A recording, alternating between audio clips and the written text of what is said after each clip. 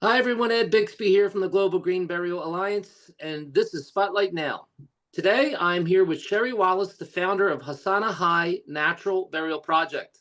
So, welcome, Cheri. Thank you, Ed, very much for having me. You're very welcome. We're glad to have you. So, why don't we get started by learning a little bit more about your background and what inspired you to create Hosanna High Natural Burial Project? Um, well, the high cost of dying, all my life, my relatives were like, we can't afford to die. We can't afford to die. And that was so true because rolls all the way back to 1950. My grandmother was pregnant with their 13th child, and my grandfather passed away, and they had to give up the 1947 Ford pickup truck to the funeral home. And so my grandmother was 13 children and walking. And that's like etched in my mind. And then, a few years ago, my sister had to do a GoFundMe to bury her husband who died unexpectedly. And um, she didn't raise enough to bury him. So she was forced to cremate him. And I was crying to my dad. I said, Dad, this is so unfair. It's an unfair world we are in. And he said, Cheri, you know nothing. And he told me the story about his father and how they were walking. Well, you're absolutely right. I mean, we live in a world, unfortunately, that a lot of the choices we make are dictated by the finances that we have, and there should be some more resources available for people, in their time of need. And there are some that are available, but not everyone knows that they exist. So people like yourself, have to be the ones to bring it to the light, so people can understand.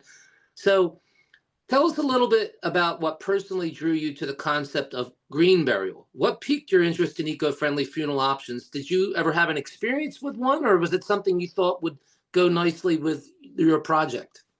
There's a couple of stories behind that, but my aunt did a mock funeral for herself in my grandmother's basement, and she made all the kids got to sit there, and she was laid out on a table, and we had to go up and say how much we loved Aunt Sue and how much we are going to miss her. And it gave me the idea years and years later that we're doing this all wrong. We're giving away sacred rites, really, the ones that happen in our living room at 2:30 in the morning when you're crying it out on your grandmama's shoulder. And we're giving away our right to pat our own Nana's head. And we're giving away we're paying for caskets that cost more than true tuition. And I just feel like the whole thing needs to go back 100 years or 200 years, where our ancestors would go around the countryside and gather a dollar or two from everybody out there. They would buy a piece of land and they would dig their own holes. And it was simple, and a caveman could do it. And I just thought it was so simple, um, even I could figure it out. So, and then it was just a matter of the math, on one acre, you can put 700 bodies. Green Burial says 500, but I think they're conservative, but whatever, 500, 700. And you can put between two and realistically 5,000 if you did it really smart, cremated remains. So that's a lot of money at just $10 an acre, a person. Um, I changed my figures around, but I think it's like $75,000, or they're right about.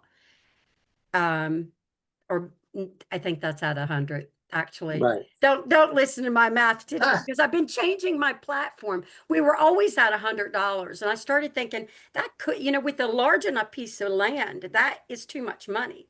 I mean, it's a lot of money. And 300 acres and add that out $100 a piece. I have the math around here somewhere. Anyway, it's just not in my head. It's when I'm on camera, but yeah, it's millions of dollars and billions of dollars saved. Um, No, I absolutely understand. I mean, I think that, for our viewers, and I'm sure they understand too, that, what you said resonated with me just a few moments ago when you said the simplicity. A natural burial, going back to the earth as we've come from it. Even a caveman can do it. Well, cavemen were doing it, so that's where the concept came from. So you're absolutely right. And it doesn't really need to be something, people certainly, within the funeral industry, let's say, need to be compensated for their services. But when you can inspire, like a village of people who are able to do these things and help people on their own, then the cost itself, like you mentioned, goes significantly down. And that brings me to, because I think what you're doing, and I want our viewers to really understand what you're doing. Tell us a little bit more about Hosanna High Natural Burial Project, what it stands for and what it's advocating for. Because I understand you're not only committed to green burials, but making funerals more accessible. And how does Hosanna High Natural Burial Project plan to do that? How can we help you achieve this? Well, most recently, I'm quite excited. I just spent the last week with Elon Musk's largest computer. I paid for the Super Grok for 1 month to fine tune my message, and we wrote a Elon inspired uh, petition to the government, which we've already emailed off. We're getting it in print to everybody in our government. And it's 9 petitions to reclaim our death rights. And they are doozies. I'm asking for a free obituary database. I think that'd be so easy for Elon to put together. And then globally, if people didn't have the money or just wanted to quit putting it in newspapers, we would have a free way to memorialize our daddies. I mean, there's people who can't afford a $200 obituary, so they don't get one. So, but right now, everloved.com has free obituary database. But I don't know how long they'll last, but I think Elon should be able to last into eternity. I'm asking for a 750 tax credit for everyone who uh, uh, plans a green burial and fills out a will. Wills are completely free on freewill.com. And we're on their database. So if you wanted to donate any money to Hosanna High Natural Burial Project, you certainly could. We're advocating also, this is important. We're advocating for the 9 states that require a funeral director to be paid. We're advocating that if the state doesn't trust their people, they should supply their own witness, because backyard burials are private, and having a stranger looking over your shoulder. And I'm of the mind, the funeral industry doesn't have that great of a reputation when it comes to I mean, there's a lot of things in the news that make it sound like maybe families would do a better job sometimes. And certainly with a large enough community around us, if we can make, 1 million people on 300 acres or something, enormous like that, you'd have tons of volunteers and then if you brought in Green Burial Council guidelines and taught everybody, then everybody would have a plan. Because right now, 70% of us don't have a funeral plan. And some people can't even dream of having a funeral plan. You're eating cat food and your kid says, Nana, what do you want? What are you going to say? The state's got to take care of me. I mean, that's where people are at. Poor people can't even make a plan, any plan. Just tell them to take me. No, no, I understand. It's an epidemic for sure. I mean, and some states do have death benefits. They're not much. No, yeah, they're not much, and it doesn't go very far in the traditional cemetery setting. That's for sure. So, I mean, it is, and then that leads to the obvious choice of cremation for many of the agencies because it's the most economical for them, but it's not the best option for the planet or for the families or for anyone else. I mean, you lose your memorialization, your celebration, all the things that go along with what people deserve, for their family members to have. So, with your project, I understand you're seeking to establish that community green burial cemetery. And if you were able to do this, how would you envision that space, and where would it ideally be located? Would it be everywhere? Is it a project that you're looking to do this in one specific spot, or create one and build it and they will come scenario and continue to build? Well, we've already got 1,300 people across the country that are interested in working towards a green burial in their county or near them. And we're expanding every day. We get another signer on the petition. By the way, that petition is on change.org. It's also on my website, letsbetrees.org, and it's under uh, a $10 ticket to Heaven's Gate. Um, that's a cheeky little golden ticket that me and Elon's computer came up with. The ticket to Heaven's Gate. We're not promising St. Peter will open it, but here's your ticket to it.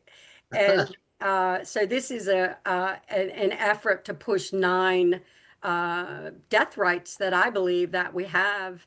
And as far as land, we're calling for donated land from the federal government. And this one hits hard for me because it's they're not using it. They don't deserve it, really. I mean, it's public land. It shouldn't be federal land. And furthermore, they could give us the land that they've already tainted with chemical spills and all of that and let us try to clean it up with oyster mushrooms and our dearly departed.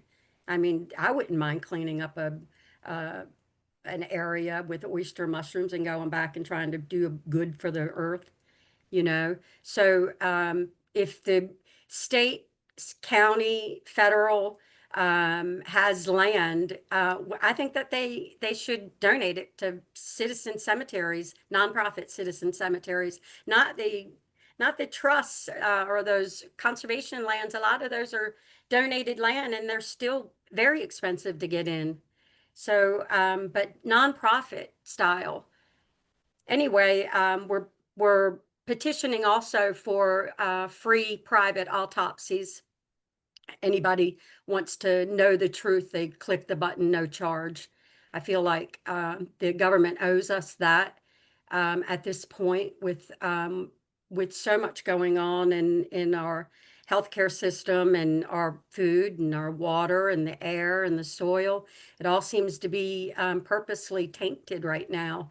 And the truth seems to be coming out right now. And so free private autopsies, especially since we've been paying for autopsies all of our lives in taxes. And then once we need them, it's like cough up 3,000, 5,000, 7,000. And that's across the country. I've called in California, it might be 7,000. And in Texas, it might be 5,000. In Florida, it might be 3,000. That sounds like profiteering because a autopsy is an autopsy. And profiteering is on the dead. I'm a little concerned about it, and so that's a part of our petition. I can go on. I got 9 of them. My throat's getting dry though. No, You talk for a minute. no, yeah, no problem. No, I understand. It's, one of my questions was going to be about the educational types of services that your project provides, but obviously as we speak, and I encourage viewers to visit your site, and we'll give that information in the end, that you're working on a lot of things, not only to help but to educate. And education and transparency is key, as we all know. And people probably don't understand a lot of the things that are going on. And with people like yourself out there advocating, that's how change happens, by people saying, wait a minute, I didn't know that, and getting people to talk about it. So the squeaky wheel scenario really does get the grease. And I have some suggestions for you, concerning how to find like-minded people who are trying to achieve the same goals as you. And a lot of it has to do with dealing with cemeteries that no longer exist when it comes to the organization that ran it, but friends organizations that are now in charge of caring for these places. So I think, any of those people in our community watching this that is inspired by what Cheri's doing, I think there could be a great alliance there, knowing that you have power in numbers. So there's a lot of people out there, Cheri, that I think share your enthusiasm. They just may not realize, a lot of the things they could be advocating for. And, that would bring me to, how can our viewers today, understand more about your project, and how can they be part of it? How can they help? Because it sounds to me like that's the most important part of the conversation today. How do we help you advocate for these changes? Share the petition. Uh, uh, Donate $10 for your future membership. There's a membership program already spelled out and how we're going to pull this off. If we can get these all over the country, then we can move, right? And so you can have everyone needs a nonprofit cemetery in their county. Every county needs one. And logistics are logistics. Of course, you're not going to buy land that's not zoned properly. You're going to buy land that's zoned properly, right? So you just tell the realtor we're looking for land. But then really, if you get 700 people together, somebody's going to have an acre. And they're going to say, you know what? We haven't never done anything with that acre down there, Martha. Let's donate it. And all of a sudden they're heroes for their community. And in fact, that's what's happening with the guy right now in Littleton, North Carolina. This is a cool story. This is a very important story. I'm going to go off topic for just a moment. I saved a man's life. Over the last 3 months, I have been curing a man of kidney and bladder cancer with 4 antiparasitics, and he was in bad shape, and yeah. Anyway, so he has donated 24 acres with a little chapel on it that is our first project to be. And we're still negotiating for it, but I know he will because he's kind of likes me. And anyway, that's how he became Saint Philip the Evo Angelist. Yeah, he turned 75. That he can we can bury almost 75,000 of his friends and neighbors and people in the community on that 24 acres and have a beautiful chapel to do it with. No, it sounds very inspiring and sounds very promising as your first project. Again, anything in life is achievable if you put your mind to it. I mean, let's face it. It's just a lot of people live under the constraint that they believe they can't do it because maybe bureaucracy or the government won't allow it. Well, at the end of the day, we're all human beings. We all deserve the same rights and dignity as others. And that's one thing that's always stuck with me with in my personal life with our business model is families come first no matter what. And that's what's most important. So that's what you're doing. It's great work. And what this brings me kind of to, most important part of, the interview for me, because I like to ask this question, Cheri, is like, where do you envision and where do you hope to envision Hosanna High Natural Burial Project and your eco-friendly funeral movement, helping families in the next 5 to 10 years? Where would you like to see yourself be sitting? I would like to see a nonprofit cemetery in every state, multiple in every state, minimum 5 in every state. And I would like to have them funded with a $10 uh, membership. And I think that model would make it sell out fast. And I think that if you had $100 on full body burials, that model would also sell out fast. But if you made them both, then they would rush to buy tickets to heaven. No, I think you're onto something here, Cheri, and a lot of people may not realize it, but it's the power of the people, and it doesn't take a fortune, to make these things happen. If everyone can pull their resources, you can create these spaces, and these spaces do exist. Well, it was Jesus Christ that gave me the idea. He said, together you can move mountains. And furthermore, Jesus, I believe the whole thing has come from above. I believe the whole thing has come from above. The Hosanna high is God high. How big, how good, how free can I make a funeral? Asked him, how free can we make funerals? He said to me, you give them free wills. You give them a free tell them to plan their funeral, hand them a notebook. And he said, crowd fund land like your grandparents did. And he came, I swear I heard it in my head, or I'm crazy one.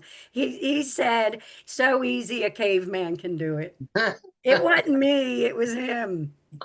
Well, I can believe in that. So, keep up the good work, Cheri. If there's any, our viewers today, support causes like this. Reach out to Cheri if you have questions. If you want to help, if you want to be part of this, let's get it done. Let's make it happen. So thanks for joining us today, Cheri, and viewers.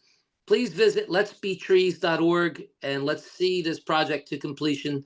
So thanks for being here today, Cheri. We really appreciate it.